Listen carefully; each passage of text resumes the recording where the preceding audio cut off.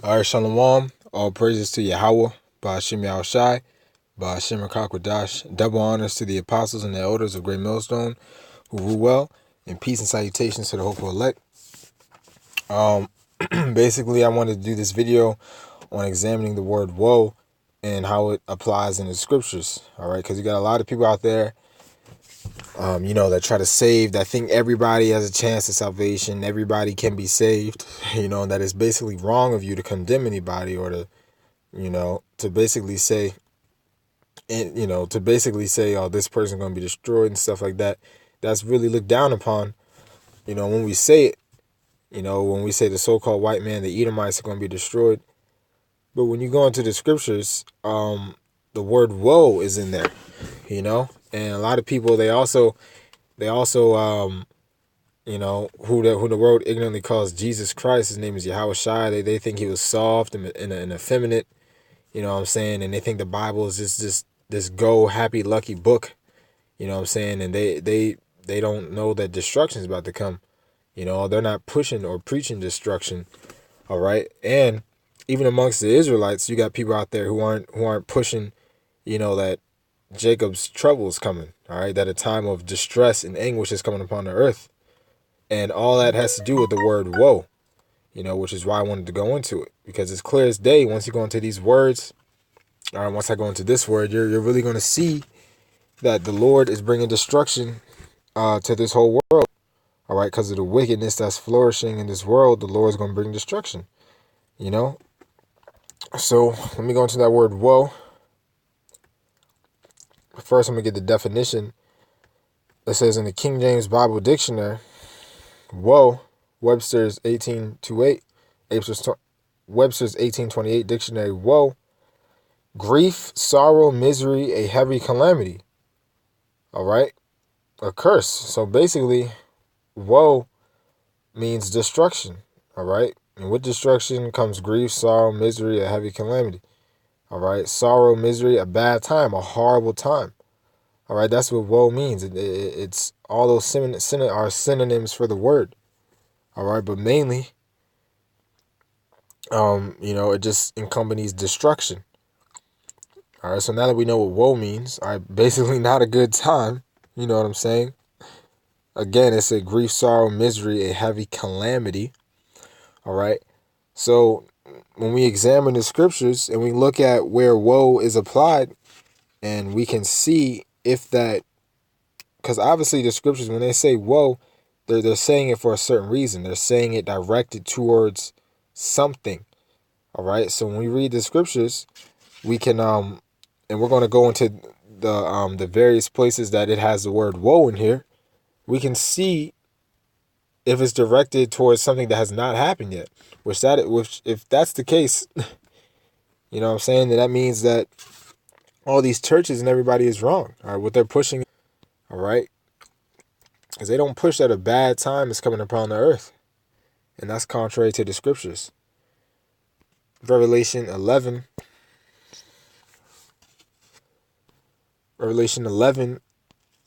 and 14. It says, the second woe is past, and behold, the third woe cometh quickly. All right. So how we know this is future prophecy? Because the second woe is past, and what is that talking about? Second World War. All right. And it says, behold, the third woe cometh quickly. All right. So has there been really a time period when there's been great destruction? All right. No, not yet. It hasn't come yet. Besides World War II on the earth, which is the second woe. Okay. But the third woe, which is World War III, is coming to America. All right. And there's plenty of other scriptures to prove that. All right. But in this instance, woe is talking about World War III. All right. A great destruction is coming. All right. Now, when we go into the word woe on here, it doesn't really give you a good definition on there. But when we go into it in the Hebrew, it will. Now, I'm just going to get a few other scriptures, that basically apply. They apply to people, you know what I'm saying? They apply to certain people. Okay, and it's unrefutable that the Lord is coming back to destroy some people. All right, Isaiah 13 and 11. Because like I said, these people out here in the churches and other people who know that they're Hebrew Israelites, well, really amongst the churches, you know, they don't push the whole entirety of the Bible. All right, they pick out little bits and pieces that they want. You know what I'm saying? But they don't push the destruction that the Bible prophesies about. All they push is prosperity and peace, which that's contrary. Well, that's in the scriptures. All right, but there's balance to everything. You know what I'm saying? We're going to get prosperity and peace in the kingdom. All right, but right now, the scriptures say that destruction is coming. It's Isaiah 13 and 11. Or Salakia, not 11. Let me see. Oh, Isaiah 3 and 11.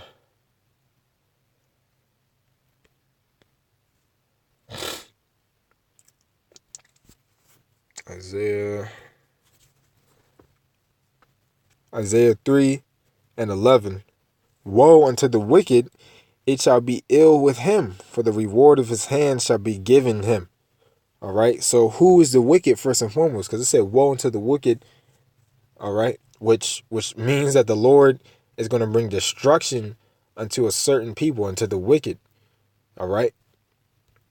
This is a part of the Bible that you people don't read. You go into the entirety of it. When we go into that word woe, all right, it says a passionate cry of grief or despair. You know, because remember, those are all synonyms of woe. Woe basically means a great calamity, like we read or like we've seen in the Bible dictionary. A great calamity is going to come. All right, and to the wicked. Now, who is the wicked? Malachi 1 and 4. Because you got a lot of wicked people, but there's actually people that are the wicked. All right? The wicked. It's Malachi 1 and 4. Malachi 1, verse 4, it says, whereas Edom saith, we are impoverished, but we will return and build the desolate places. Thus saith the Lord of hosts, they shall build, but I will throw down, and they shall call them the border of wickedness, and the people against whom the Lord have indignation forever. So Edom is the actual people, and we know the scriptures say in Ecclesiastes that there is no end of all people. So Edom is a border of wickedness. All right. So Esau, Edom is the wicked. All right. And we know, according to the scriptures, all right, that Esau, Edom is a so-called white man. Majority of the so-called white people, I say, are the Edomites, the majority of them. Now, remember back in Isaiah 3 and 11, it said, woe unto the wicked, it shall be ill with him. So this is saying that destruction is coming to Edom. All right. And yeah, you got 2/3 of our people who have joined hand with him. All right. But mainly the wicked, like I said, is Esau, Edom. So you got destruction coming unto the wicked. All right. This scripture right here. All right. Proves that the Bible is not an all, loving punk book. You know what I'm saying? That the Lord is effeminate and soft. All right. They portray Yahushua to be soft and effeminate. That he wouldn't hurt a fly. All right. The church, all they push is peace and prosperity. All right. They don't push any affliction or any of that stuff is coming, which is contrary according to the Holy Scriptures. So woe unto the wicked, meaning a destruction is coming unto the wicked. Okay.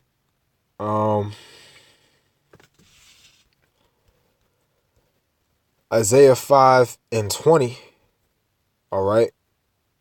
Woe unto them that call evil good and good evil, that put darkness for light and light for darkness, that put bitter for sweet and sweet for bitter. So woe unto them that call evil good and good evil. All right. And it doesn't say woe for no reason. An actual destruction is coming to those people. All right. The Bible is not messing around. All right. Woe unto them. So destruction is coming to certain people. And who puts call evil good and good evil? America. All right. Mainly America. All right. And their philosophies that they push out. All right. Because when you go, they got, I was looking it up, legality of bestiality in the United States. And this is, if I'm not mistaken, this was updated. They haven't updated this in a while. But as far as this, All right, bestiality is legal in 5 states in America. All right, and the yellow means it's a misdemeanor, but the green means it's illegal. All right, so what is something that legal? If something's legal, that means it's okay. All right, it's okay to do. It's fine. It's good. All right, so they're calling evil good. You know what I'm saying? They're calling evil good. Well, what else do they have? Gay Pride Month. All right, they're trying to take pride in being a bunch of faggots. That's calling evil good. You know what I'm saying? But they put the light for darkness when we go out there, and when we push that word, all right, they try to say that we're pushing hate speech. You know what I'm saying? You know? So destruction is coming to America. All right? America's going to be destroyed by thermonuclear missiles.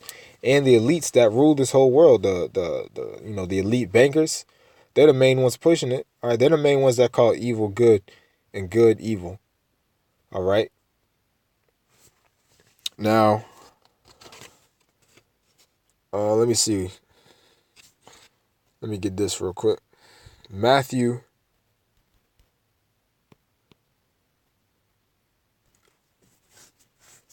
13. I'm gonna start at 1.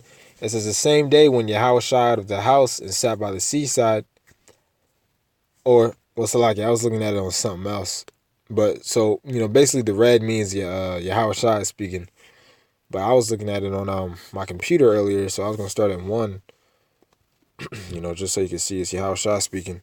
But let me go down Matthew 13, and I'm gonna start at. Let me see.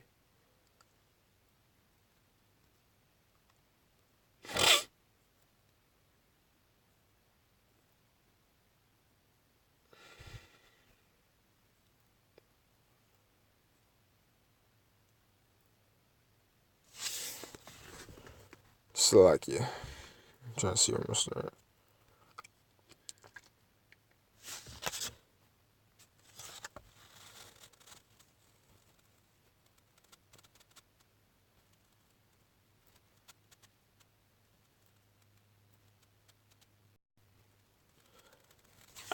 Slovakia. I think I'm in the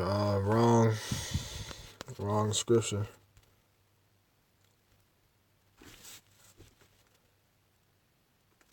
Oh. No, it wasn't. I was just not looking.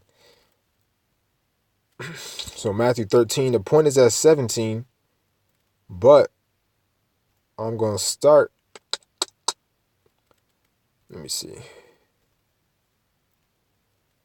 I'm going to start at 6, all right? And this is, like I said, this is Yahweh Shai speaking, all right? This is Yahweh Shai speaking. And this is talking about the end days, okay? Actually, I'm going to start at 4. I slack at 3. And as he sat upon the Mount of Olives over against the temple, Peter and James and John and Andrew asked him privately, tell us, when shall these things be? And what shall be the sign when all these things shall be fulfilled? All right, so how will we know that the end is come? How will we know that you're on your way back? All right, give us the sign so we can know in the latter times. All right. And Yahweh Shai answered them, and Yahweh Shai answering them began to say, take heed lest any man deceive you. This is Yahweh Shai speaking out of the New Testament. All right, what the church is the church just loves the New Testament. You know what I'm saying? They don't incorporate the whole book and everything. But this is out of the New Testament, showing you, and this is going completely against their doctrine, showing you they have no understanding against the Bible because they don't push this, what it's about to say. For many shall come in my name, saying, I am Yahweh Shai, and shall deceive many. 7. When ye shall hear of wars and rumors of wars, be ye not troubled, for such things must needs be, but the end shall not be yet. All right. So wars and rumors of war, what is that talking about? That's talking about, remember when the scripture said in Revelation, behold, the second woe is past, and the third woe come quickly. That woe is World War III, destruction, a great time of destruction and calamity. All right. So you're going to hear of wars and rumors of war because of World War III is coming. And that, like I said, man, these people don't push this out of the Bible.